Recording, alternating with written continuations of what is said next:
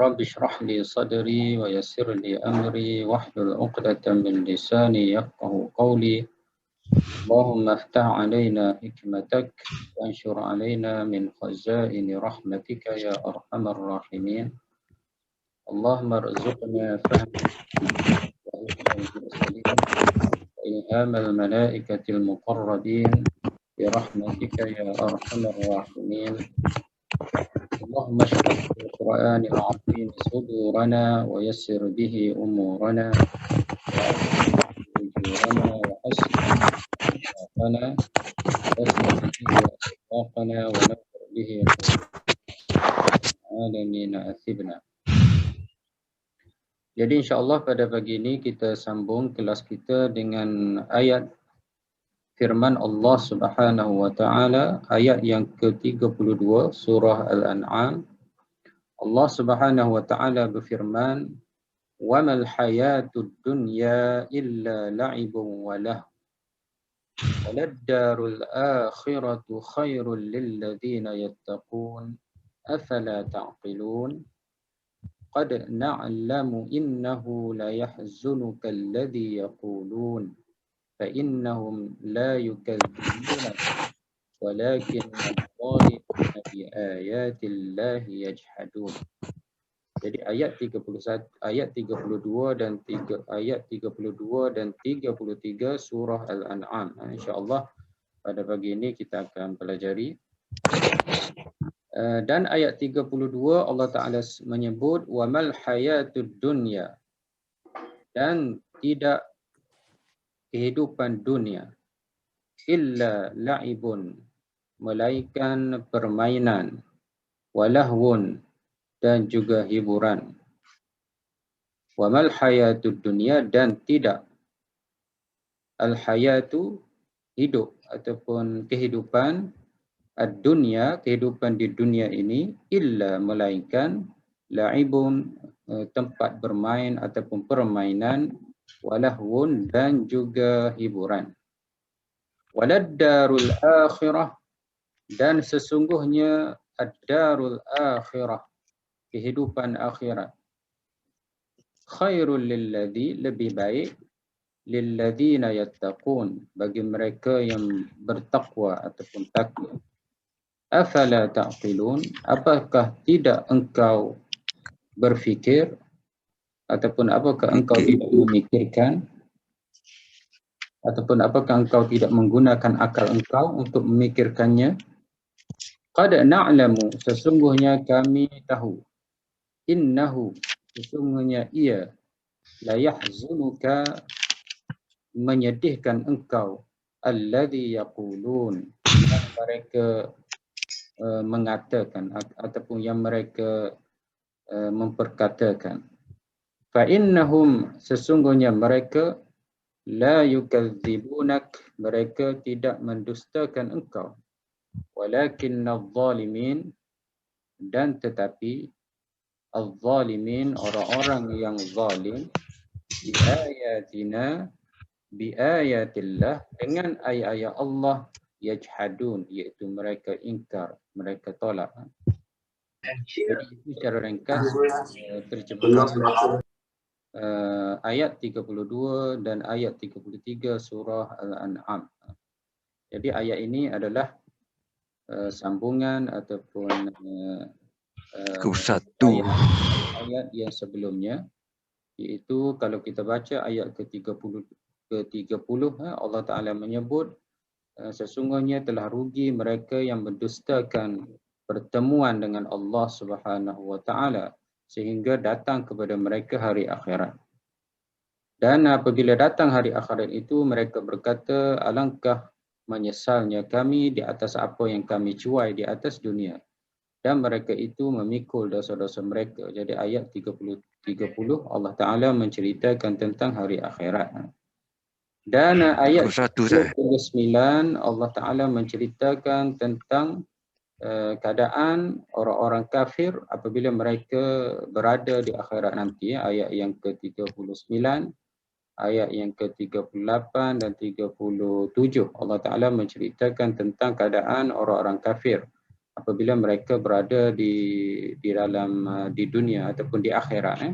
Jadi apabila mereka sampai di akhirat, apabila mereka berada di akhirat, Allah Ta'ala cuba gambarkan di dalam ayat-ayat sebelumnya. Dan ayat 37, ayat 27, ayat 28, ayat 30, ayat 31 kita telah pun pelajari pada hari ini.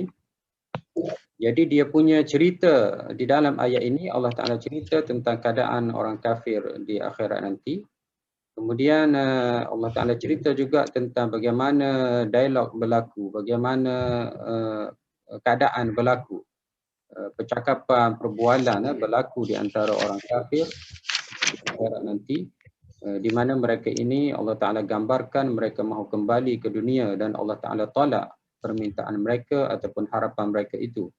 Kemudian Allah Ta'ala juga cerita kepada kita seandainya orang kafir itu kembali hidup di dunia, mereka akan mengatakan kehidupan mereka hanyalah di dunia sahaja dan mereka tidak akan dibangkitkan lagi. Mereka akan tolak lagi, mereka terus akan menolak hari akhirat. Itu Allah Ta'ala ceritakan, gambarkan di dalam ayat sebelumnya. Dan selepas itu Allah Ta'ala ceritakan tentang azab orang kafir. Mereka akan berdiri dihisab di depan Allah Subhanahu Wa Ta'ala dan mereka akan mengaku bahawasanya Tuhan mereka adalah Allah Subhanahu Wa Ta'ala, tetapi oleh kerana mereka telah menolaknya di atas dunia, maka mereka telah diminta ataupun diarahkan, mereka akan dikatakan kepada mereka, sekarang ini oleh kerana engkau telah menolak ajaran ataupun Al-Quran ataupun Islam di atas dunia, maka sekarang ini kamu rasailah azab dengan apa yang telah kamu ingkari di atas dunia ini. Dan selepas itu Allah Ta'ala ceritakan tentang mereka yang telah rugi. Jadi kalau kita lihat cerita-cerita tentang ayat-ayat sebelumnya, iaitu berkenaan dengan azab. Bagaimana azab orang-orang yang ingkar, orang-orang yang tolak Islam, bagaimana keadaan mereka dihina dan diminta, disoal, ditanya di akhirat nanti. Dan juga Allah Ta'ala juga mahu menafikan bahawasanya orang-orang kafir itu apabila mereka sampai ke akhirat, mereka akan dikembalikan. Maknanya tidak sama sekali mereka tidak akan dikembalikan atas dunia. Jadi kita lihat semua itu Allah Ta'ala ceritakan tentang akhirat. Allah Ta'ala ceritakan tentang azab. Allah Ta'ala ceritakan tentang akibat mereka yang mengingkari ataupun menolak ajaran Islam. Dan Allah Ta'ala menceritakan tentang kerugian besar mereka yang telah menolakkan hari akhirat. Dan di dalam ayat 32 yang kita akan pelajari pada hari ini, Allah Ta'ala akan ceritakan tentang dunia. Jadi kalau kita lihat ayat Al-Quran, Allah Ta'ala, ayat-ayat Al-Quran ini dia adalah seimbang ataupun dia tidak apabila disebut satu ayat, contohnya tentang akhirat pada ayat sebelumnya, Allah Ta'ala akan cerita tentang dunia. Jadi keseimbangan ayat-ayat Al-Quran itu akan ada di dalam ayat-ayat ataupun surah-surah apabila kita baca Al-Quran. Begitu juga dalam ayat ini. Sebelum itu Allah Ta'ala ceritakan tentang akhirat, tentang akhirat, tentang azab dan sebagainya. Dan selepas ayat pada hari ini Allah Ta'ala ceritakan tentang dunia. Bagaimana hakikatnya dunia itu? Apakah sebenarnya dunia itu? Apabila seseorang itu berada di dunia, apakah sebenarnya kehidupan mereka itu? Mereka, pendirian mereka tentang dunia. Dan ayat ini juga adalah untuk menolak ataupun untuk menjawab apa yang telah dipegang oleh musyrikin Mekah, bahawasanya mereka tidak akan dibangkitkan, mereka tidak akan dihidupkan balik. Di mana dalam ayat 28 mereka telah berkata, sesungguhnya kehidupan kami hanyalah kehidupan di dunia. Maknanya hanya dunia sahaja hidup kami. Kami nak kaya atas dunia. Kami nak berhibur, kami berhibur atas dunia. Kami nak kekuasaan, kami akan cari atas dunia. Maknanya semuanya, sama ada kekayaan, sama ada kekuasaan, sama ada pengaruh, sama ada hiburan, sama ada apa-apa saja, mereka cuba dapatkan atas dunia.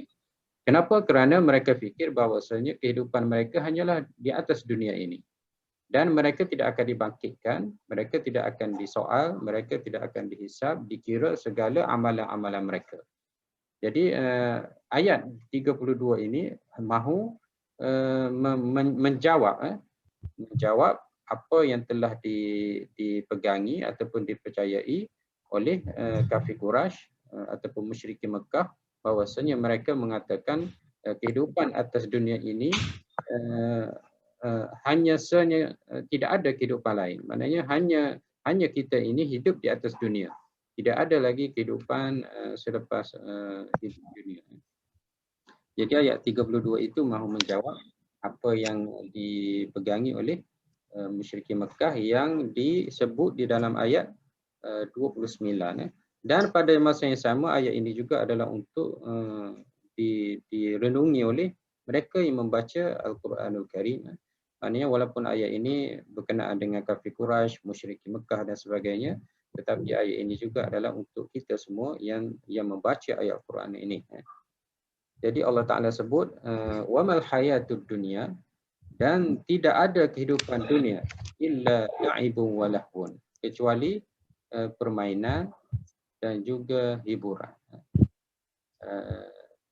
Kalau kita lihat kehidupan kita atas dunia ini, kita hidup ini bukan saja bermain dan juga berhibur, tidak begitu kan? Jadi atas dunia ini kita makan, kita minum, kita belajar, kita buat ibadat, kita sakit, kita berduka, kita gembira. Jadi kehidupan dunia ini adalah pelbagai bentuk, bukan semata-mata berhibur ataupun bermain. Cuma Allah Ta'ala sebut, Allah Ta'ala hanya sebut la'ibun, bermain dan hiburan itu lebih kepada perkara ataupun satu sudut yang menyebabkan kita mahu kekal hidup atas dunia. Maknanya kalau kita tanya, kenapa kamu tidak mahu mati? Kenapa kamu mahu kekal hidup atas dunia? Kenapa kamu merasai bahawasanya dunia ini adalah indah? Dan kenapa kamu mengejar kehidupan dunia, mengejar segala apa yang kamu kejar atas dunia ini? Maka semua itu adalah lebih kepada la'ibun walahun. Maknanya lebih kepada permainan dan juga hiburan. Maknanya kalau kita mahu rumah yang besar sebagai contohnya, maknanya lebih kepada la'ibun walahun. Maknanya kita suka hiburan, kita suka dengan keindahan tersebut.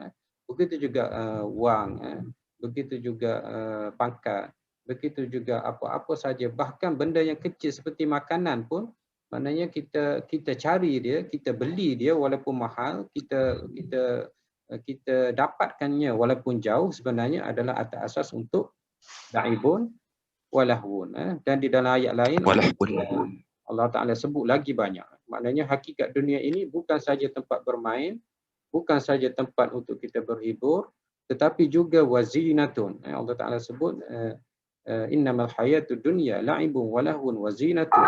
Dan juga tempat kita berhias, tempat untuk kita menunjukkan keindahan, kecantikan, perhiasan, sama ada diri kita, pakaian kita, kereta kita, rumah kita, bahkan apa-apa saja yang berkaitan dengan kita, kita mahu mendapatkan semua itu. Itulah yang menyebabkan kita menjadi leka, kita menjadi cuai, dan kita lupa kepada kehidupan akhirat. Jadi Allah Ta'ala sebut la'ibun walahwun, maknanya bukan tidak ada di atas dunia ini benda lain, tetapi Allah Ta'ala menyebut sesuatu yang menyebabkan kita mahu hidup terus atas dunia. Sesuatu yang menyebabkan kita tidak mahu mati. Aku akan dapatkan, aku akan rasai, rasa tidak puas kita hidup atas dunia ini. Jadi Allah Ta'ala menyatakan sesuatu yang menyebabkan sebegitu. Maknanya Allah Ta'ala sebut la'ibun, tempat kamu bermain. Dan kedua lahwun, tempat kamu berhibur. Dan di dalam ayat lain Allah Taala sebut wazinatun, tempat kamu berhias. Wa tafakhurun bainakum, tempat kamu berbangga-bangga di antara kamu. Wa takathurun fil amwali wal aulad, dan juga tempat kamu memperbanyakkan anak-anak. Di sini lebih kepada pengaruh, sebabnya orang Arab lagi banyak dia punya, lagi besar dia punya keluarga, lagi mereka rasa ada pengaruh, ada kuasa, ada kekuatan. Wa takathurun fil amwal wal aulad. Kamu juga dunia ini adalah tempat kamu memperbanyakkan, menimbulkan harta-harta kamu. Jadi itulah di dalam ayat lain Allah Taala sebut secara lebih banyak lagi daripada ini. Jadi Allah Taala cuba untuk menyatakan kepada kita, menyebut kepada kita bahawasanya benda-benda inilah sebenarnya menyebabkan kita leka, kita lupa kepada Allah, kepada hari akhirat. Dan benda inilah sebenarnya Allah Ta'ala berikan sebagai ujian kepada kita, di mana dalam ayat lain, surah apa? Al-mal wal banuna zinatul hayatid dunya. Sesungguhnya harta dan anak-anak itu adalah perhiasan hidup atas dunia.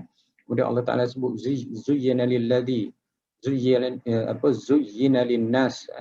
Allah Taala telah hiaskan manusia ini, bukan sahaja Allah Taala hiaskan manusia ini dengan wal qanatir minadz zahabi, dengan bangunan-bangunan dan juga dengan emas dan perak. Jadi Allah Taala berikan kita atas dunia ini dengan kemewahan, dengan nikmat dan sebagainya. Dan kita rasa inilah kehidupan kita atas dunia sehingga kita mengejarnya, tetapi sebenarnya semua itu adalah penipuan-penipuan. Allah Taala sebut wamal hayatud dunya illa mata'ul ghurur, dan tidak lain tidak bukan kehidupan dunia ini melainkan adalah kesenangan yang menipu. Kesenangan yang menipu supaya kita lupa kepada lupa kepada kehidupan kita yang akhirat, kehidupan kita yang kekal abadi, iaitu akhirat. Jadi Allah Taala sebut la'ibu walahwun. Allah Taala lebih kepada menyebut sesuatu yang menyebabkan kita mahu terus hidup atas dunia. Sedangkan kehidupan atas dunia ini bukan sahaja permainan dan juga hiburan. Ada lagi kita mungkin sakit, tapi Allah Taala tak sebut sesungguhnya hidup dunia ini sakit. Kerana sakit itu tidak menyebabkan kita untuk terus hidup. Susah, miskin, fakir, dan selainnya Allah Taala tidak sebut, kerana benda itu tidak menyebabkan kita mahu terus hidup.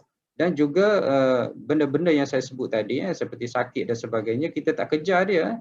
Tidak ada seseorang itu hidup atas dunia ini mahu sakit, tidak ada mahu fakir, tidak ada mahu miskin, tapi mereka mahu kaya, mereka mahu sihat, mereka mahu terus untuk hidup atas dunia ini atas asas untuk mengejar la'ibun walahwun yang disebut oleh Allah Subhanahu wa Ta'ala. Cuma bila kita sebut begitu, tidaklah bermakna kita hidup atas dunia ini kita tidak boleh mendapatkan semua itu. Maknanya kita hidup atas dunia ini tidaklah bermakna kita tidak boleh berhibur, kita tak boleh bermain, kita tak boleh kaya. Itu tidak betul. Sebabnya Allah Ta'ala nyatakan di dalam ayat lain, Allah Ta'ala suruh kita dapatkan semua itu. Wabtaghi fima atakallah, Allah Ta'ala minta engkau ambillah apa yang Allah Ta'ala berikan di atas dunia ini. Wala tansa nasibaka minad dunya, tetapi jangan kamu lupa kehidupan kamu di dunia. Jadi bila kita mahu mendapatkan nikmat dunia ini, tak kiralah apa-apa saja yang kita kira sebagai nikmat, jangan kita lupa kehidupan di akhirat. Kehidupan kita di akhirat nanti. Maknanya kita berpada-pada, kita mencari wang ataupun mencari duit, jangan sampai kita melakukan perkara-perkara yang haram. Kita berhibur, kita bermain, jangan sampai melekakan kita sehingga kita tidak melakukan kewajipan yang diminta oleh Allah Subhanahu wa Ta'ala. Mana kita tidak melampau sehingga kita lupa kehidupan kita yang sebenarnya adalah di akhirat nanti. Dan kehidupan dunia ini adalah sementara. Maknanya kita tidaklah tinggalkan dunia ini, tetapi kita tidak ditipu oleh dunia. Kita tidak terkesan dengan dunia. Kita tidak menjadi orang yang cinta kepada dunia, tetapi kita ingat bahawasanya kehidupan kita ini akan berada di kehidupan yang akhir, iaitu kehidupan akhirat nanti. Dan kalau kita baca surah yang pendek, surah yang selalu kita baca, wal asr. Jadi Allah Taala telah nyatakan kepada kita empat benda, empat perkara yang menyebabkan seseorang itu tidak rugi atas dunia. Di mana kalau ada empat sifat ini, mereka adalah orang-orang yang tidak rugi hidup atas dunia. Pertama, alladzina amanu wa amilus solihat. Mereka yang beriman. Itu yang pertama. Yang kedua, wa amilus solihat. Mereka yang telah melakukan amal-amal salih. Itu yang kedua. Yang ketiga, wa tawasaw bil haqq wa tawasaw bis sabr. Dan mereka juga orang yang beriman dan orang yang melakukan amal soleh ini, mereka tidak lupa tanggungjawab mereka kepada orang lain, iaitu mereka berpesan-pesan dengan kebenaran dan berpesan-pesan dengan kesabaran. Maknanya mereka yang ada empat sifat ini, mereka tidak akan rugi hidup atas dunia ini. Walaupun mereka itu melihat kejar dunia dan sebagainya. Kerana kejar dunia itu sebenarnya kalau kita contohnya kita bekerja, contohnya itu semua adalah ibadat. Mana kita bekerja, kita mendapatkan wang. Bila duit kita banyak, kita bersedekah, kita bayar zakat. Jadi semua itu sebenarnya dapat mendatangkan pahala kepada kita. Bahkan para sahabat bukan semua mereka itu fakir. Jadi Allah Taala tunjukkan kepada kita bagaimana kehidupan di zaman Nabi, sahabat-sahabat Nabi SAW, ada di kalangan mereka itu adalah jutawan-jutawan, orang-orang yang kaya. Tetapi pada masa yang sama mereka diredai oleh Allah Subhanahu Wa Taala. Maknanya kehidupan dunia ini, kesenangan yang mereka kejar, dunia yang mereka akan dapatkan, semua itu adalah untuk mendapatkan keredaan Allah dan mendekatkan diri mereka kepada Allah Subhanahu Wa Taala dan tidak melekakan mereka sehingga mereka lupa kepada kehidupan dunia. Jadi itu sedikit berkenaan dengan wamal hayatud dunya illa la'ibun wa lahwun. Walad darul akhirah khairul lil ladzina yattaqun. Dan kehidupan akhirat itu lebih baik bagi orang-orang yang bertakwa. Maknanya orang yang bertakwa dia akan sedar bahwasanya kehidupan mereka adalah yang lebih baik ialah kehidupan akhirat. Kalau kita lihat lafaz al-akhirah itu ialah akhir. Maknanya kalau kita lihat ad-dunya maknanya rendah. Rendah ataupun tidak hina dunia. Tetapi akhirat maknanya akhir. Jadi akhir itu maknanya penghujung manusia, penghujung kehidupan manusia ini ada akhirnya, iaitu dipanggil al-akhirah. Maknanya manusia, orang-orang yang bertakwa, orang-orang yang takut kepada Allah Subhanahu Wa Taala, mereka akan rasai, mereka akan percaya dan mereka akan berpegang bahawasanya akhirat itu, kehidupan yang akhir itu khairun, lebih baik kepada mereka. Maknanya walaupun hebatnya hidup di atas dunia ini, walaupun indahnya hidup di atas dunia ini, walaupun nikmatnya hidup di atas dunia ini, tetapi akhirat itu adalah lebih baik bagi mereka. Lilladzina yattaqun afala ta'qilun, apakah kamu tidak berakal? Jadi dari sudut i'rab Allah Taala sebut wamal hayatud dunya, ayat 32 Allah Taala sebut waw itu adalah waw istinafiyah, iaitu waw menunjukkan ayat selepasnya adalah ayat yang baru. Dari sudut i'rabnya. Ataupun waw ibtidaiyah. Waw menunjukkan ayat selepas itu adalah ayat permulaan ayat, sama ada mubtada, khabar dan selainnya. Ma nafiyah muhmalah. Ma nafiyah muhmalah maknanya ma yang tidak berfungsi. Dari sudut fungsinya. Sebabnya sebelum ini kita ada belajar ma ya'malu amala laisa. Tidak. Kita ada jumpa dalam pelajaran kita sebelum ini pun kita ada jumpa di mana ma itu dia berfungsi. dia berfungsi, dan ma nafiyah muhmalah ini dia tidak ada fungsi apa-apa, dia hanya menunjukkan nafi. Ma nafiyah muhmalah, maknanya dia tidak merafa'kan isim, menasabkan khabar, menasabkan isim, merafa'kan khabar, dan selainnya tidak. Dia bukan beramal dengan amal laisa, maknanya dia tidak merafa'kan isim ataupun menasabkan khabar. Dia hanya ma yang memberi makna nafiyah. Jadi kita terjemahkan di sini ialah tidak dan tidak. Ma di dalam bahasa Arab ataupun di dalam Al-Quran ada beberapa jenis. Pertama, ma nafiyah muhmalah. Ada satu lagi, ma nafiyah ya'malu amala laisa. Dia bermakna nafi. Ada juga ma yang bermakna kata tanya yang berada di awal. Kata soal pun ada juga. Ada juga ma syartiyah, ada ma masdariyah. Jadi ada beberapa makna ma ini di dalam Al-Quranul Karim. Saya boleh tulis di sini secara ringkasnya. Maknanya ma ini ada makna yang kita jumpa tadi, ma nafiyah. Ma nafiyah. Yang menunjukkan, yang memberi makna nafi. Dan ma nafiyah ini ada yang bentuknya muhmalah, yang tidak ada fungsi apa-apa. Dia hanya bermakna tidak. Kemudian ada ma amilah yang berfungsi, biasanya ya'malu amilah ta'malu amala laisa. Dia beramal, dia berfungsi seperti laisa. Itu pertama.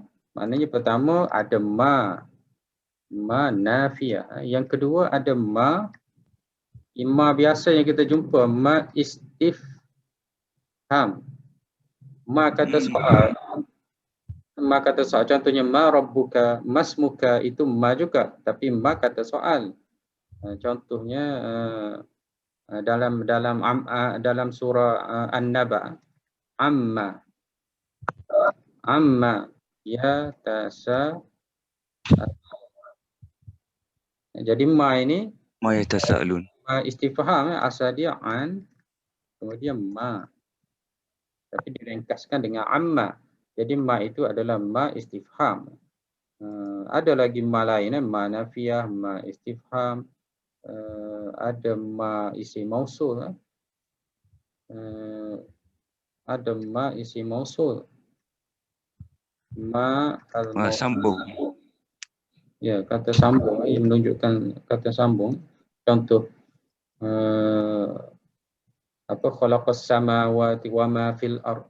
Khalaqas samawati wa ma, dan apa-apa itu semua adalah ma mausulah. Ada juga ma masdariyah, ada kita jumpa sebelumnya.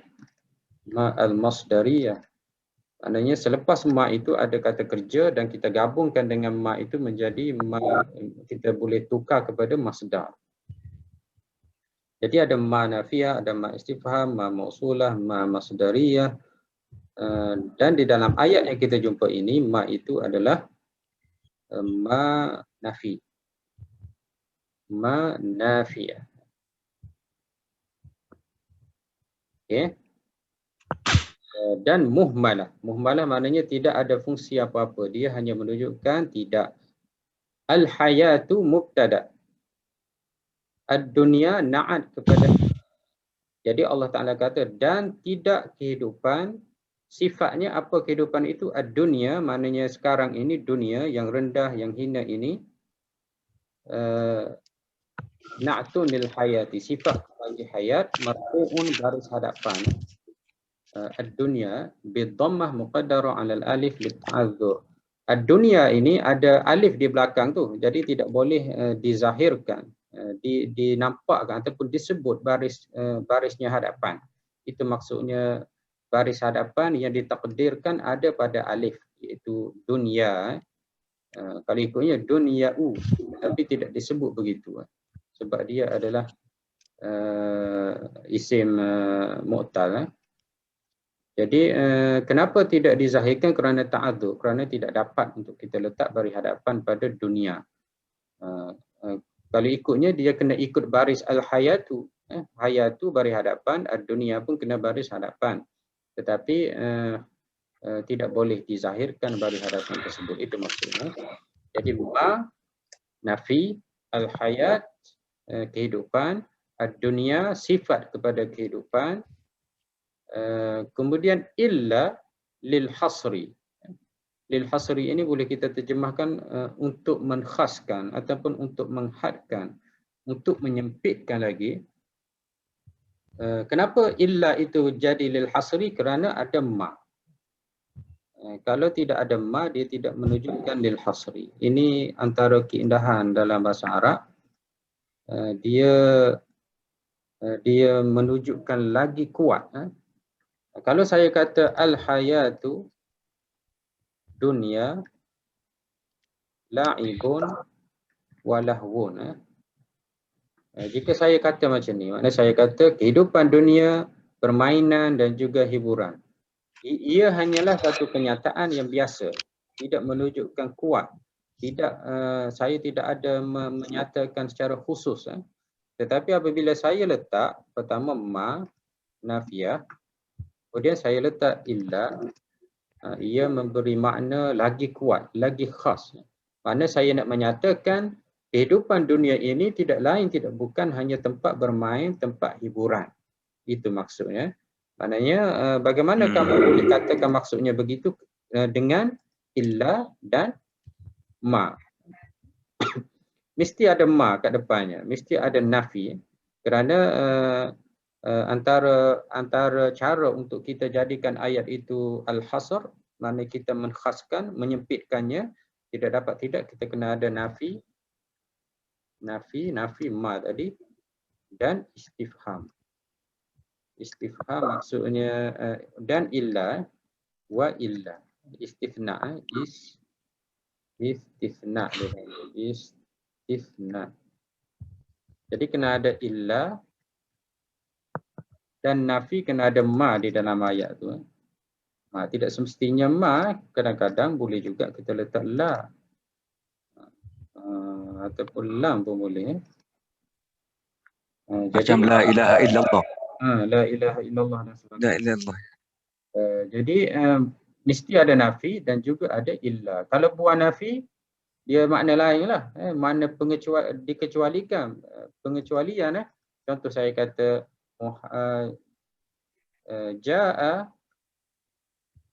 ja'atullab illa Muhammadan. Telah datang pelajar kecuali Muhammad. Ya. Maknanya Muhammad tak datang. Tidak begitu. Kalau saya kata ja'a Muhammad illa, saya tidak letak nafi. Telah datang pelajar kecuali Muhammad. Telah datang pelajar kecuali Muhammad. Sekejap ya.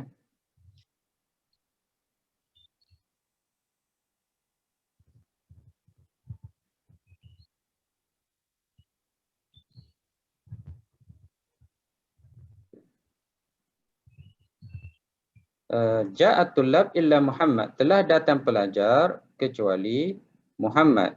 Maknanya semua pelajar datang, Muhammad saja tidak datang. Kalau saya letak ma, dia sudah bermakna al-hasru. Maknanya semua pelajar tidak datang. Yang datangnya hanya Muhammad saja. Nampak kan? Jadi inilah fungsi ma dengan illa. Jadi kalau saya buang ma, saya kata ja'atul lab, telah datang semua pelajar illa Muhammadan, kecuali Muhammad. Maknanya Muhammad seorang saja tak datang. Pelajar lain semua datang. Tapi bila saya letak ma, saya telah mengkhususkan kedatangan itu hanya Muhammad. Maknanya saya telah mengkhususkan Muhammad saja yang datang. Apabila saya letak ma. Itulah bermakna al-hasru. Jadi antara cara kita nak buat al-hasru ini, antaranya ialah kita letak nafi dan illa dan istifna illa. Contohnya dalam ayat ini, mal hayatud dunya illa la'ibun wa lahwun.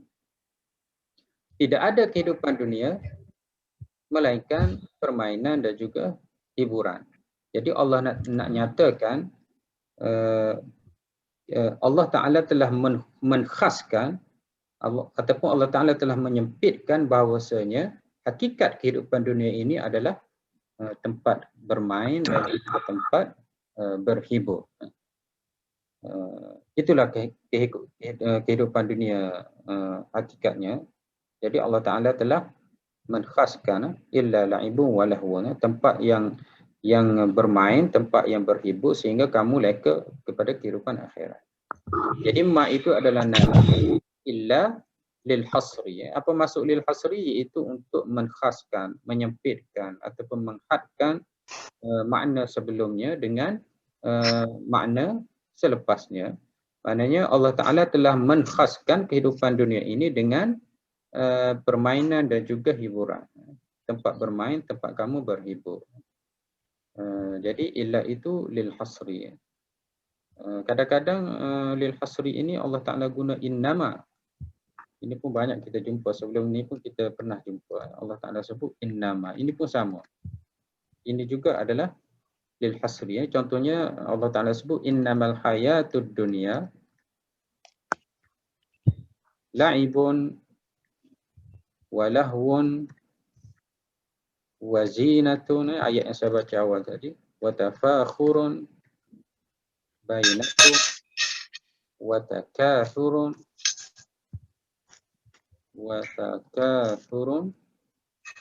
fil amwal wal aulad. Jadi kadang-kadang Allah Ta'ala guna innama. Jadi innama ini pun sama fungsinya dengan ma dengan illa ni, nafi ma dengan illa pun sama saja. Kadang-kadang diguna innama, kadang-kadang ada diguna huruf ataf. Huruf ataf pun boleh juga untuk dijadikan al-hasb. Contohnya saya sebut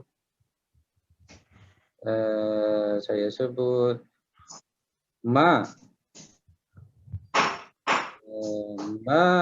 Muhammadun. Saya sebut contohnya bal, huruf ataf bal.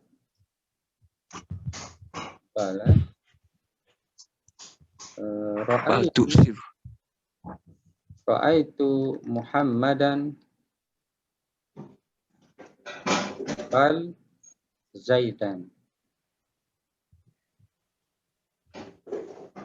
Bal lakin okey. Ma ra'aitu Muhammadan bal Zaidan. Ataupun saya letak kat sini lakin Zaidan. Ini saya guna huruf ataf. Jadi kadang-kadang huruf ataf ini pun juga boleh bermakna al-hasru selain daripada istithna. Jadi huruf ataf pun boleh, maknanya innama, bal, lakin, juga nafi dan istithna. Jadi yang Allah Ta'ala sebut di dalam ayat yang kita belajar sekarang ini ialah ma dan illa. Jadi apa tadi? Ma itu adalah nafiyah muhmalah, al-hayat mubtada dan na'atnya adalah dunia. Kemudian illa lil hasri. Dan saya dah bagi tahu tadi kenapa illa itu menjadi lil hasri, kerana ada ma di depannya. Ada ma depan. Ma dia jadi istithna. Kemudian la'ibun khabar. Kehidupan dunia itu apa khabarnya? Khabarnya ialah la'ibun, tempat bermain. Iaitu permainan. Jadi Allah Ta'ala cuba untuk kaitkan la'ibun ini dengan fizikal kita. Maknanya kehidupan kita atas dunia ini dari sudut fizikalnya ada benda-benda yang menyebabkan kita seronok. Kemudian lahwun ma'tuf ala la'ib. Lahwun ini hiburan. Ini lebih kepada emosi kita, mental kita, lebih kepada dalaman kita, batin kita. Jadi kehidupan dunia ini juga ada dari sudut emosi. Kita rasa suka, kita rasa seronok dan kita tak mahu mati. Kita mahu terus hidup atas dunia ini. Maknanya la'ibun itu adalah khabar kepada al-hayatu. Asalnya sebagaimana yang saya cakap tadi, asalnya ialah al-hayatu la'ibun wa lahwun. Asalnya itulah ayatnya. Asalnya al-hayatu la'ibun wa lahwun. Kehidupan dunia ini adalah permainan dan juga hiburan. Itu asalnya. Tetapi dia tidak kuat. Allah Ta'ala tidak khas. Ayat ini tidak khas. Jadi apabila Allah Ta'ala sebut ma dan juga illa, maknanya Allah Ta'ala nak mengkhususkan bahawasanya kehidupan dunia ini adalah permainan dan juga hiburan. Seandainya kamu terus nak bermain, seandainya kamu terus untuk berhibur, maka kamu akan lupa kehidupan di akhirat.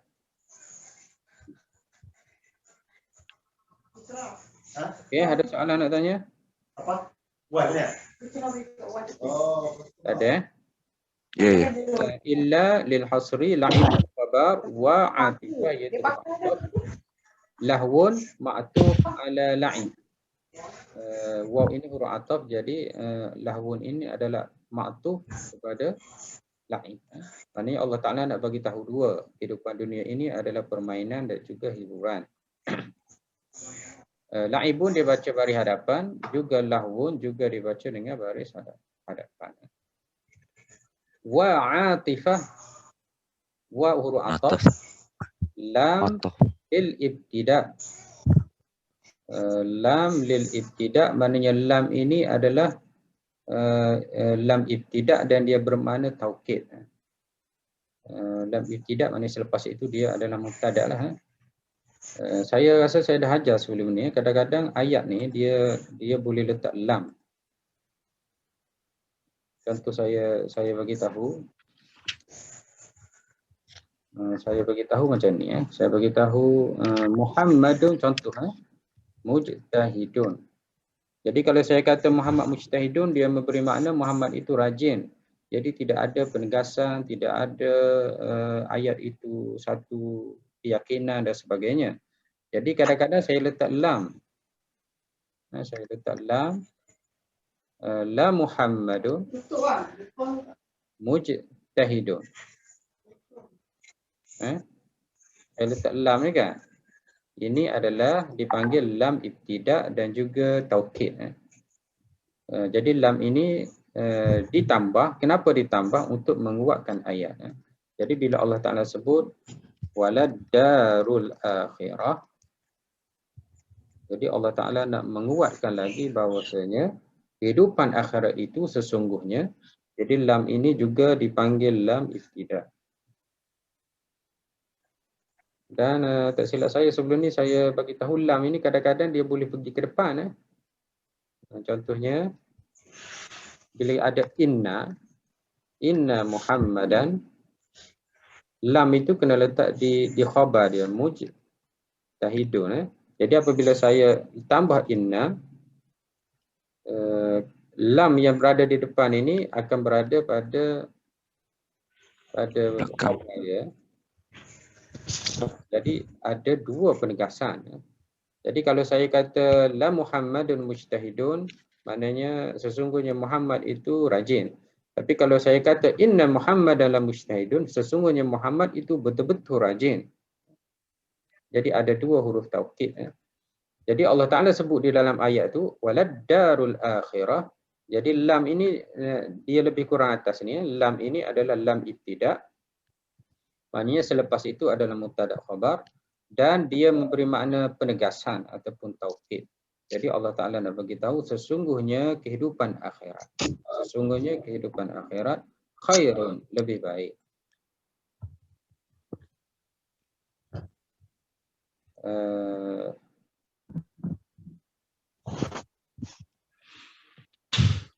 Okey, lam lil ibtida, ad-dar adalah mubtada.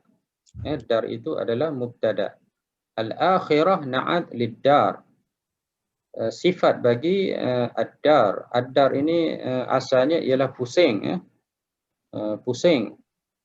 Tapi ada diterjemahkan sebagai rumah ataupun mungkin kita boleh terjemahkan sebagai Negeri.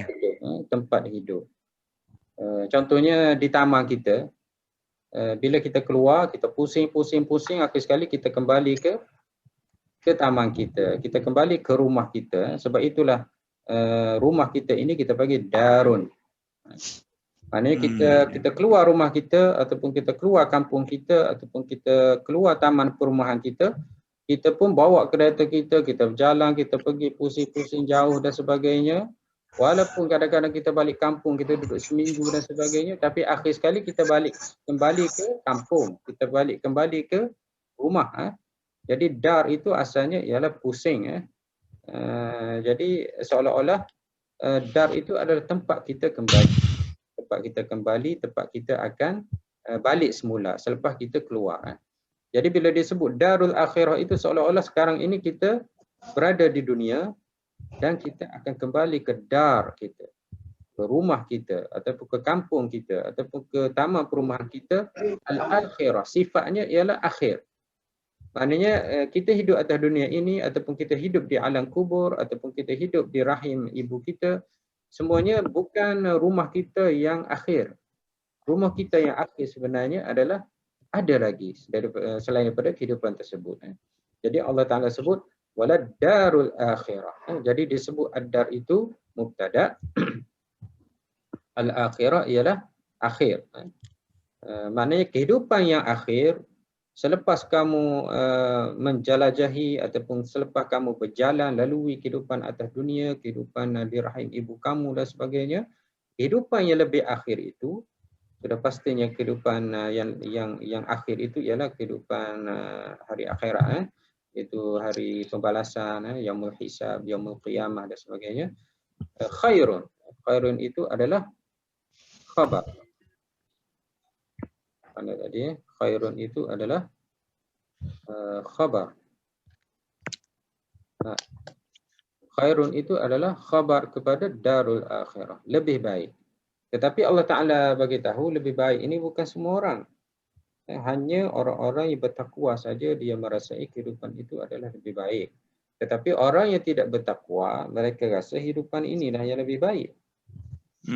Mereka mengejar dunia. Maknanya orang yang muttaqin ataupun muttaqun, mereka yang merasai bahawasanya kehidupan akhirat itu lebih baik kepada mereka. Tetapi orang yang tidak bertakwa, mereka akan lalai, mereka akan leka, mereka akan cuai dengan permainan, dengan hiburan yang ada atas dunia ini. Jadi Allah Ta'ala sebut lilladzina yattaqun muta'alliqun bi khair. Maksudnya baik-baik itu bagi siapa? Bagi mereka yang yattaquna. Yattaqun itu adalah fi'il mudhari' madmum marfu' bi thubutin nun. Fi'il mudhari' marfu' bi thubutin nun. Seperti yakhfun. Jadi lebih baik bagi mereka-mereka yang bertakwa, iaitu mereka-mereka yang takut kepada Allah SWT, mereka-mereka yang melakukan apa amalan yang apa Allah Ta'ala suruh dan menjauhi apa yang Allah Ta'ala larang. Ini sama juga hudal lil muttaqin. Allah Ta'ala sebut dzalikal kitabu la raiba fi. Kitab Al-Quran ini tidak ada keraguan, sebarang keraguan padanya. Hudal lil muttaqin, hidayah bagi orang-orang yang bertakwa. Ini pun sama juga. Kadang-kadang Al-Quran ini hanya diguna untuk berubat, hanya diguna dibaca ke atas orang yang meninggal. Tetapi Al-Quran jadi petunjuk kepada orang yang hidup. Kerana Allah Ta'ala sebut dengan jelas bahawasanya orang yang bertakwa saja Al-Quran ini akan memberi petunjuk kepadanya. Maknanya orang yang termasuk juga macam kita belajar tafsir, saya mengajar tafsir. Kalau tidak ada ketakwaan pada diri kita itu, Al-Quran itu tidak memberi pengajaran, peringatan kepada kita. Bahkan kita baca Al-Quran sekadar untuk kita baca saja. Mungkin untuk lagunya yang sedap, mungkin untuk pahalanya yang banyak, mungkin untuk keberkatannya dan sebagainya. Tetapi dari sudut tadabbur ataupun mengambil pengajaran, mungkin tidak berbeza setiap orang. Jadi kat sini pun sama, Allah Ta'ala sebut dengan jelas, hari akhirat itu, tempat ketakwaan itulah akan menjadi seseorang itu menganggap ia baik. Maknanya tingginya takwa seseorang, tinggilah rasanya akhirat itu lebih baik kepadanya. Kurangnya ketakwaan seseorang menyebabkan dia tenggelam ataupun terikat ataupun menganggap akhirat ini ataupun mereka lupa bahawasanya akhirat itu adalah lebih baik kepada mereka. Jadi khairun itu adalah khabar kepada al-hayatul akhirah lilladzina yattaquna, bagi mereka yang bertakwa. Alif lil istifham, iaitu kata soal, apakah. Fa'atifah, fa itu adalah huruf ataf. La nafiyah, la ini adalah nafiyah, taqilun. La nafiyah bermaksud tidak. Apakah tidak kamu berfikir? Jadi Allah SWT pada mulanya dia ceritakan tentang mereka. Mereka ni orang yang jauh. Maknanya ayat-ayat sebelum ni pun Allah Ta'ala cerita tentang mereka. Hum yahmiluna awzarahum, tentang mereka, dhamir. Ganti nama yang ada di dalam ayat sebelum itu tentang mereka. Jadi tiba-tiba pada akhir ayat 32 ini Allah Ta'ala guna kamu. Ini dipanggil iltifat, maknanya untuk mengambil, untuk mengingatkan, untuk mengambil perhatian, untuk mengambil perhatian. Maknanya kita kadang-kadang kita cerita tentang orang, kita cerita dia begini-begini, dia tak baik, dia sekian-sekian. Tapi kita tidak fikir tentang diri kita. Dalam ayat ni pun begitu. Kita baca, kita dengar tentang orang lain. Kita dengar tentang orang-orang kafir Quraisy, mereka akan masuk neraka. Kita dengar orang-orang kafir Quraisy, mereka mendustakan hari akhirat. Sehingga kita juga baca tadi bahawasanya orang lain juga yang bertakwa. Maknanya mereka-mereka yang bertakwa ini, mereka lah yang mendapat, yang mengetahui ataupun merasai bahawasanya akhirat itu lebih baik kepada mereka. Jadi kamu cerita tentang orang lain, bila kamu nak cerita tentang kamu? Jadi bila bab berakal ataupun berfikir ini, Allah Ta'ala guna dhamir antum. Apakah kamu tidak berfikir? Maknanya kalau seseorang itu baca, dia akan tersentak lah. Maknanya iltifat itu maknanya menyentakkan seseorang, mengambil perhatian dia. Jangan dia fikir orang lain saja, tapi kamu. Jadi ulama tafsir kata sama ada afala taqilun ini ditujukan kepada sahabat Nabi ataupun kepada kita yang mukmin ini, ataupun juga ditujukan terus kepada orang kafir Quraisy itu dengan lafaz antum, seolah-olah mereka itu berada di depan Nabi Muhammad SAW. Maknanya, apakah kamu tidak berfikir setelah kamu membaca ayat-ayat sebelumnya, setelah Allah Ta'ala mengatakan kehidupan dunia ini adalah tempat bermain, tempat kamu terhibur, sehingga melekakan kamu. Akhir sekali Allah Ta'ala sebut, afala taqilun, iaitu taqilun itu adalah fi'il mudhari' marfu' bin nun, dengan wazan, dengan dhamir di dalamnya adalah antum. Okey. Ada soalan nak tanya? Kalau ada soalan, silakan boleh tanya. Ayat 32.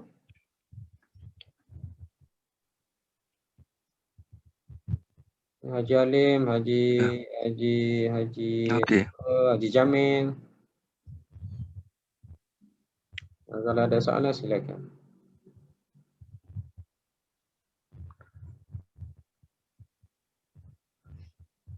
Tak ada. Tak ada tadi. Kenangan lam tadi, dia tu lam taukid je. Lam ibtida dan taukid. Lam taukid.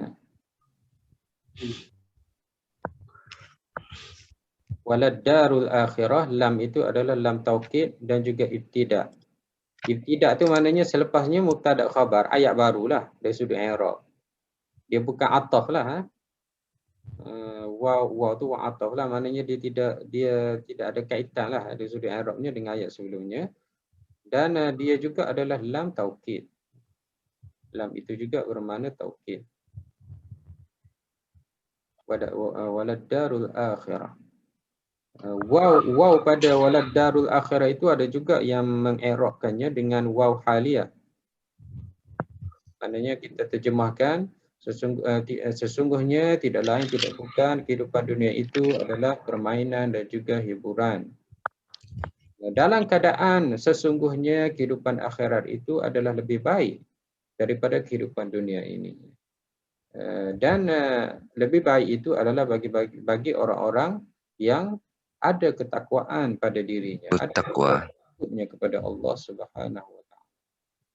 Kemudian Allah Taala cerita selepas tu, afala taqilun. Afala taqilun itu fahuru ataf, dia ataf kembali kepada mana? Kembali kepada al-hayatud dunya. Wa mal hayatud dunya. Allah Taala nak bagi tahu pertama, kehidupan dunia itu sekian-sekian. Yang kedua juga Allah Taala nak cerita, kamu hendaklah berakal, kamu hendaklah guna akal kamu, berfikir tentang kehidupan dunia ini. Bahawasanya dia adalah permainan ataupun dia adalah tempat hiburan semata-mata. Ada lagi soalan?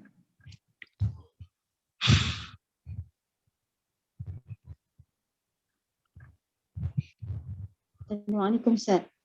Ustaz, Ya, sila ya. nak tanya yang ayat 31 lah. Tadi sempat nak dengar betul. Ya, ya. Yang kalimah ya hasratana tu, kita i'rab dia jadi lagu mana?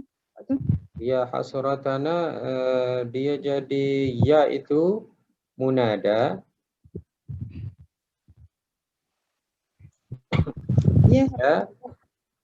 Ya harfun nida. Nida. Hmm.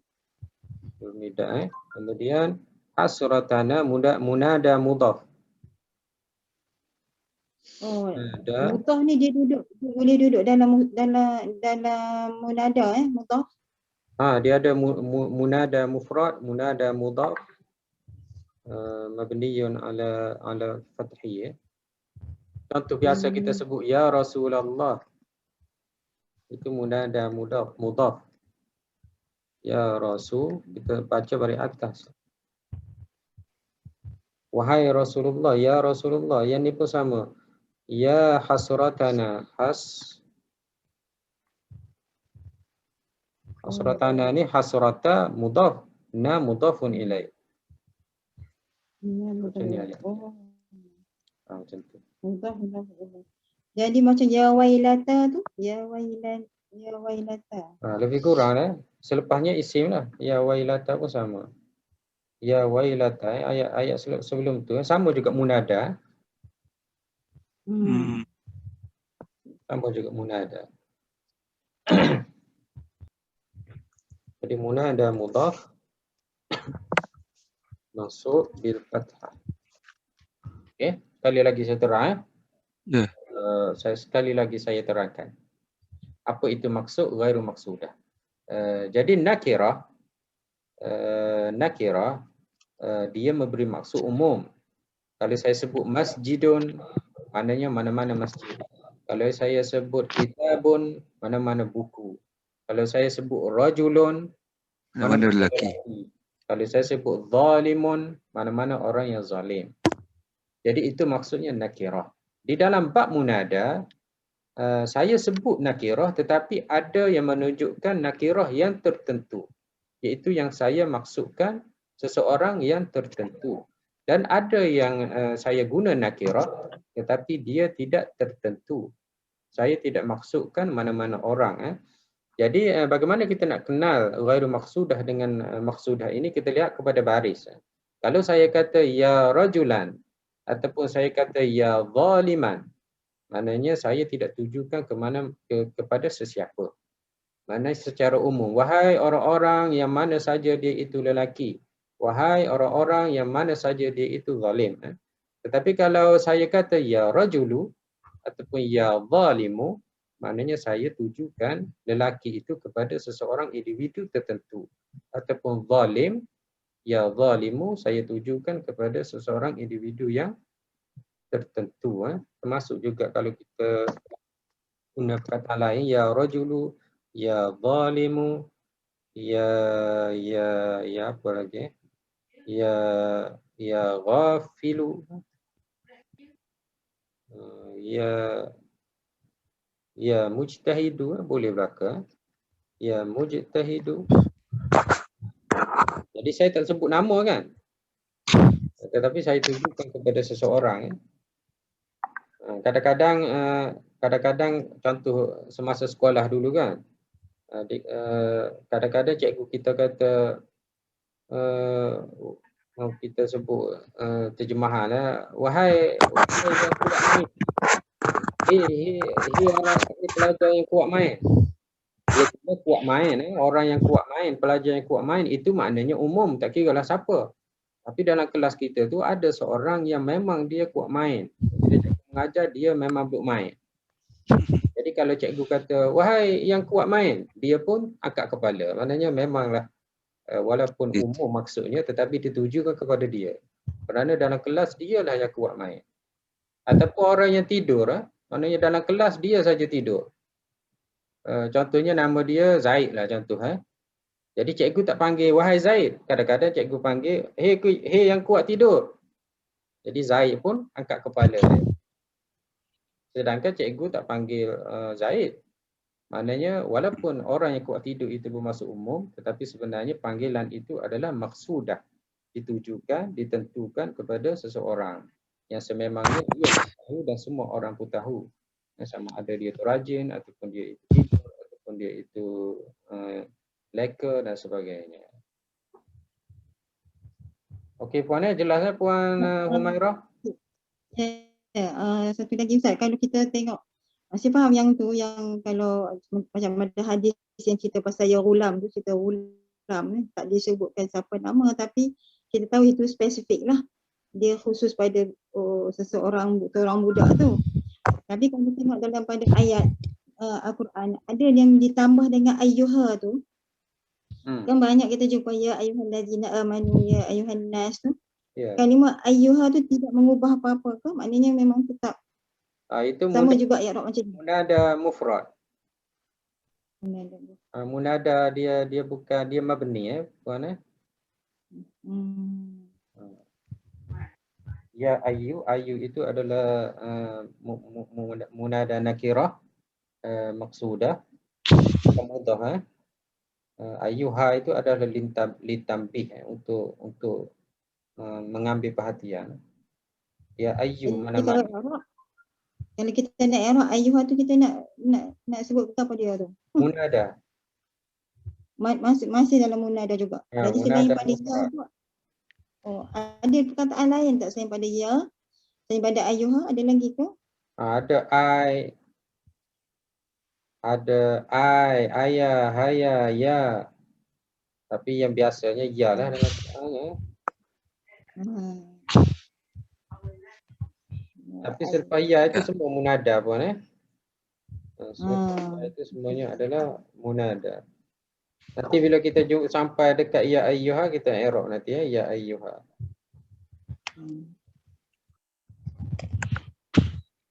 Kurang Ustaz. Afwan.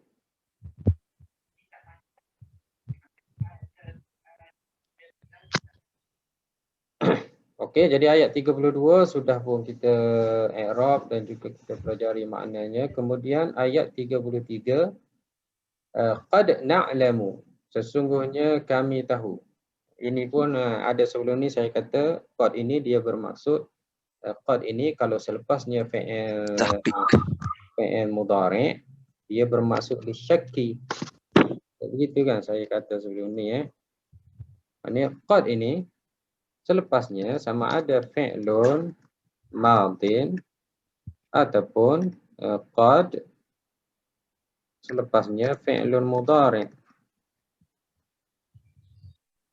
Jadi saya beritahu seandainya qad selepasnya fi'il madin, dia bermaksud taukid.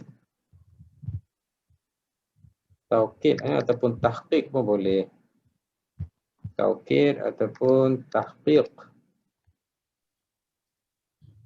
Dan saya beritahu sebelum ni, kalaulah qad selepasnya fi'il mudhari', dia bermaksud syak, ragu-ragu ataupun boleh jadi, ataupun taqlil, sedikit. Contoh saya bagi contoh qad fi'il madhi, contohnya saya kata qad zahaba Muhammadun.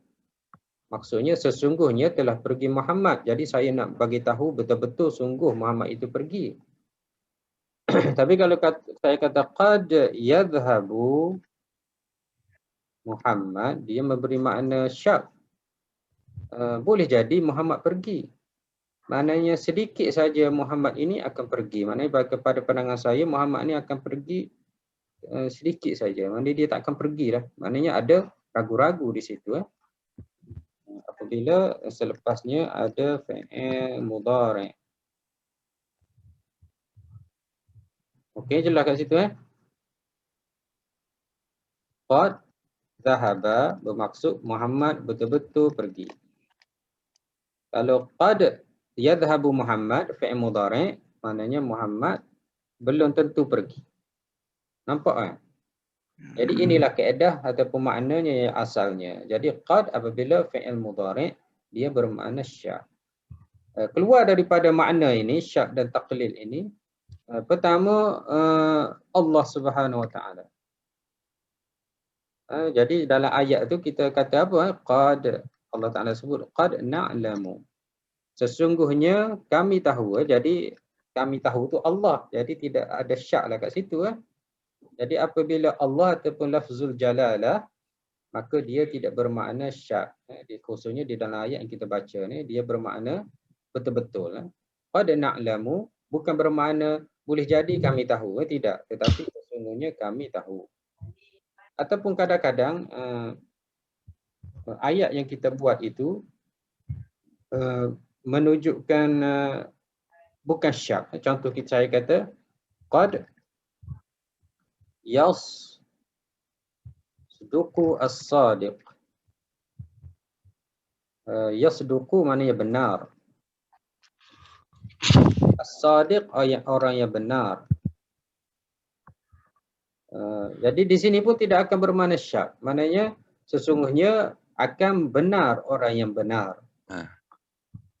Jadi tengok kepada makna jugalah. Tapi kalau saya kata qad zahaba, ini memang bermakna syak lah.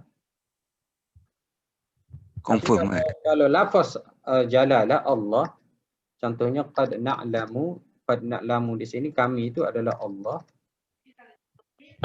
Dia akan bermakna ataupun maknanya tidak syak. Maknanya orang yang benar takkanlah dia nak menipu. Jadi saya kata yasduqus sadiq, maknanya orang yang benar itu akan bercakap benar. Tapi kalau saya kata qad yasdiqu al-kadhib, dan dia akan jadi makna syak balik. Sesungguhnya orang yang berdusta itu boleh jadi dia benar. Ataupun kita terjemahkan sedikit saja orang yang berdusta itu bercakap benar. Kalau qad yasduqus sadiq, maknanya orang yang benar itu pasti akan bercakap benar. Kalau qad yasduqu al-kadhib, maknanya orang yang pembohong itu jarang-jarang sikit sangat dia bercakap benar. Jadi kadang-kadang kita lihat kepada makna jugalah untuk memberi makna sesungguhnya ataupun menunjukkan boleh jadi maknanya. Tapi kalau selepasnya fi'il madin dia bermakna sesungguhnya ataupun taukid. Contohnya zahaba tadi, qad zahaba.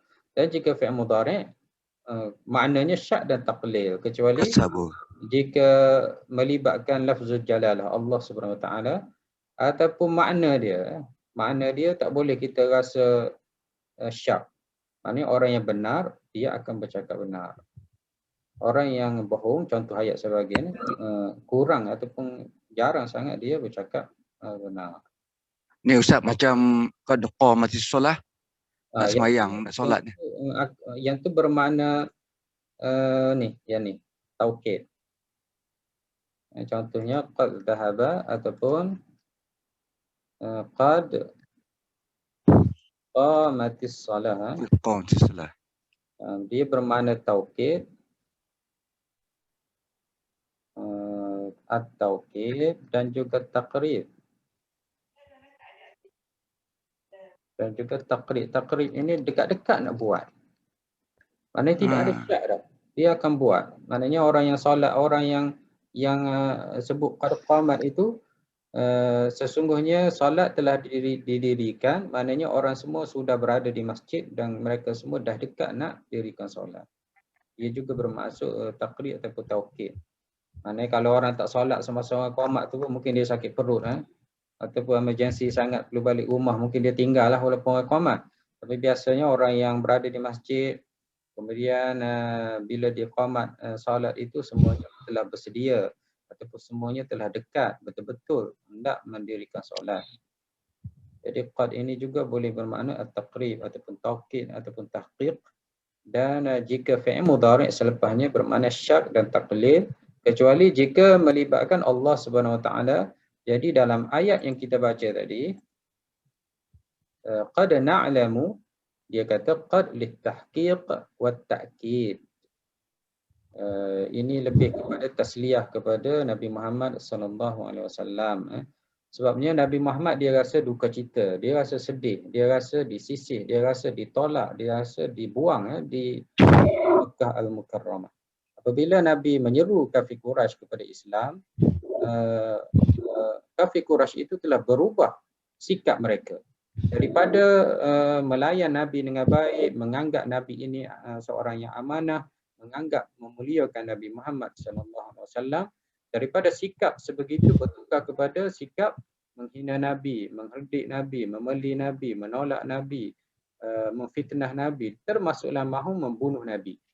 Jadi apabila Nabi melihat keadaan kafir Quraisy sebegitu, menolak dakwahnya, mengajak kepada kebaikan dan sebagainya, Allah Ta'ala berkata, qad na'lamu. Maknanya kami tahu apa yang berlaku kepada kamu, apa yang menyebabkan kamu sedih. Kata-kata mereka yang menyebabkan kamu rasa sedih dada kamu rasa tersisih dan sebagainya. Kami tahu. Bila Allah Ta'ala sebut begitu, Nabi pun akan ada tasliyah, maknanya ada rasa kekuatan, motivasi, hiburan bahawasanya aku dihina, aku dikeji, aku ditolak dakwah aku rasa sedih, tetapi sebenarnya Allah Ta'ala tahu apa yang berlaku ini, dan sudah pasti Allah Ta'ala yang tahu, Allah Ta'ala yang berkuasa, Allah Ta'ala yang mengutuskan Nabi akan membantu Nabi, akan memberi pertolongan kepada Nabi, akan memberi kemenangan kepada Nabi. Jadi qad na'lamu ini lebih kepada ayat 33 ini adalah lebih kepada tasliyah ataupun hiburan kepada Nabi Muhammad sallallahu alaihi wasallam selepas Nabi menghadapi kafir Quraisy. Selepas Nabi berdakwah kepada kafir Quraisy, bermula daripada awal surah Al-An'am sehinggalah yang kita belajar ayat 1, 32 dan 33. Okey. InsyaAllah kita sambung ayat 33 pada minggu depan, di mana ayat Allah Ta'ala mulakan dengan qad. Saya telah terangkan tadi, qad itu ada bermaksud tahqiq, ada juga bermaksud syak, dan juga taqlil ini maknanya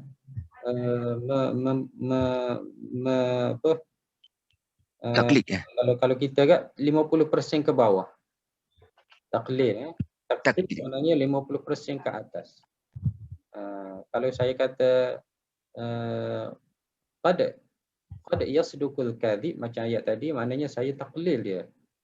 Maknanya kalau kita kira 100% hingga 1%, orang yang berdusta ini, orang yang penipu ini, kira sedikit sangat mereka akan bercakap benar. Mana mungkin saya letak 10% ataupun 20%. Itu maksud dia taklil. Kalau takfir ini 50% ke atas. Contohnya saya bagi tahu, qad yasduqu as-sadiq. Boleh jadi orang yang benar itu bercakap benar. Maknanya saya akan letak bahawasanya orang yang benar itu 70%-nya dia akan bercakap, ataupun 100% ataupun 95%. Ya. Takfir. Jadi itu maksudnya qad. Ada makna takfir, ada makna taklil, dan jika melibatkan Allah SWT, khususnya di dalam ayat ini, dia memberi makna tahqiq dan takkid ataupun taukid. Okey? Ya, okey. InsyaAllah subhanahu wa ta'ala. Ada soalan nak tanya? Ustaz, saya tadi ada tertinggal sikit ayat yang ke-32 ni. Ya, mana? I'rab lillazi yattaqu dia. Saya dengar lillazi tu Ustaz, i'rab apa dia? Lilladhi itu Li itu huruf jar. Kan? Ya. Alladhi itu majrur lah. Wajar majrur ya. Majrur isim mausuf fi mahalli jar. Isim mausuf dia mabni mabniyun 'alal fathi. Tetapi kedudukan dia adalah majrur. Jadi jar wa majrur lilladhi itu adalah merujuk kepada khairun. Merujuk kepada khairun. Maknanya lebih baik milik siapa, bagi siapa, bagi mereka yang bertakwa. Yattaqun itu fi'il mudhari' Haji fi'il mudhari' marfu' bi thubutin nun. Dan dia ada maf'ul bih, tidak ada lah kat sini. Biasanya yattaqun senyap kat situ. Mungkin boleh letak yattaqun Allah, yattaquna azab dan sebagainya. Mereka yang takut kepada Allah ataupun kepada akhirat dan sebagainya. Dah. Okey, Jamil. Dah jelas Haji Jamil i'rabnya? Ya. Ada lagi soalan?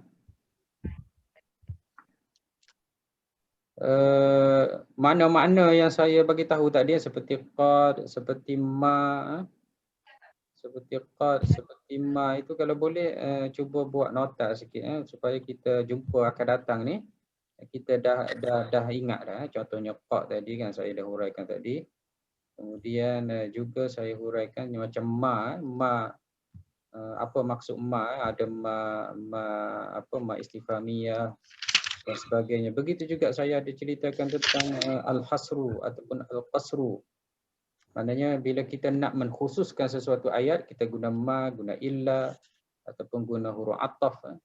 Lakinna, bal, Innama. juga innama. Mungkin selepas ini kita akan jumpa dan kita tak perlu lagi hurai dengan panjang lebar. Mana terus boleh secara cepatlah. Ini juga lam taukid ni. Yang saya jumpa tadi, yang kita hurai tadi kan lam ibtida' ini. Selepas ini kita akan jumpa pula innahu la yahzunuka. Inna itu adalah huruf taukid. Lam itu lam apa? Ayat yang 33 maknanya nota mana-mana yang saya ceritakan tadi, kalau boleh kita buat nota, kita cuba tulis sikit sebanyak dan kita cuba ulang kaji sikit sebanyak, kerana huruf-huruf itu kita akan sentiasa jumpa. Contohnya kita jumpa qad kan, ayat 34 ni kita akan jumpa pula qad. Kemudian ada qad. Ini digabungkan lam taukid dengan qad, ada dua taukid. Jadi bila tiba ayat 34 ni tak naklah kita duk ulang. Kalau ulang pun mungkin ulang dengan secara ringkas saja, kita dah nampak. Jadi benda-benda yang huruf-huruf yang saya isim ataupun huruf yang saya cerita tadi, kita akan sentiasa jumpa dan kalau boleh kita semak balik. Kalau tak terlepas video saya ni, kelas kita ni ada video rakaman, nanti boleh rujuk balik dalam rakaman dan buat nota sikit. Qad maknanya apa, lam maknanya apa, kemudian ma dan illa ataupun innama, kemudian selain daripada itu supaya nota-nota itu dapat membantu kita untuk memahami Al-Quran dan juga dapat mempercepatkan lagi untuk kita habiskan kita ni insya-Allah Subhanahu Wa Taala. InsyaAllah. Dan janganlah pula kita rasa lambat lagi nak habis. Lambatlah lagi lah bila lah nak habis Al-Quran 30 juzuk. Kita anggaplah bahawasanya kita belajar sedikit-sedikit dan kita jangan letak matlamatnya kita nak habis. Walaupun satu hari, 1 jam setengah, 1 ayat, jangan kita rasa lambatnya. 1 ayat saja, sepatutnya 5 ayat ataupun 3 ayat, 2 ayat. Jangan kita target banyak dah. Tapi kita target untuk kita belajar bahasa Arab untuk memahami Al-Quran dan juga makna ayat-ayat tersebut. Saya rasa seandainya kita istiqamah dan kita memahami setiap apa yang kita pelajari, mungkin bila 1 juzuk kita belajar, selepas itu kita akan faham dengan sendiri. Mana bila kita jumpa dengan qad, kita boleh agak maknanya apa. Jumpa dengan inna, jumpa dengan lam, jumpa dengan apa-apa, selepas ini kita rasa suka. Maknanya kita sudah tahu maknanya sedikit sebanyak. Cuma untuk kita sampai ke tahap itulah perlu kepada mujahadah, perlu kepada perjuangan. Maknanya seseorang yang sampai ke tahap memahami sebegitu, dia sudah belajar bukan saja 2-3 bulan, bukan saja 2-3 tahun, tetapi berpuluh-puluh tahun, bahkan belajar daripada sampailah tua, barulah mereka dapat sampai memahami sebegitu. Jadi kita belajar walaupun sedikit, kita istiqamah, kita minta kepada Allah supaya memberi kita ilham, memberi kita keupayaan untuk memahami dan juga mengingati apa yang kita pelajari atas asas lama kelamaan kita dapat berdikari, kita dapat memahami ayat Allah SWT, dan apabila kita membaca Al-Quran, kita ada rasa kelazatan, keseronokan kerana kita memahami apa yang Allah sebut di dalam Al-Quran. InsyaAllah Subhanahu Wa Taala. Mana kita pasang satu niat, setiap hari Selasa pada pukul 9 saya istiqamah untuk memahami ayat Al-Quranul Karim. Seandainya kelas ini dapat memberi manfaat kepada kita semua. Dan siapa yang terlepas boleh tengok rakaman kerana setiap kali kelas saya rakam, tak jadi masalah. Selepas itu boleh tonton, boleh ambil buku tulis, boleh ambil pen, boleh catat, boleh buat soalan. Kemungkinan kelas akan datang boleh tanya dan sebagainya. Jadi terima kasih semua, Haji Halim, Haji Jamil, Puan. Terima kasih. Ya. Puan Laila, Puan Nur Azah, Puan Nur Hazah, Puan Maya, Haji Zainal Adam. Cik Zainal ni lama tak jumpa. Ini pergi Jordan dengan saya, Haji Zainal Adam. Puan selainnya Puan Syarifah dan Puan ini tak ada nama. Jadi semua terima kasih belaka atas kehadiran. Ahlan wa sahlan wa marhaba bikum ila liqa wa barakallahu fiikum. Assalamualaikum Assalamualaikum warahmatullahi wabarakatuh.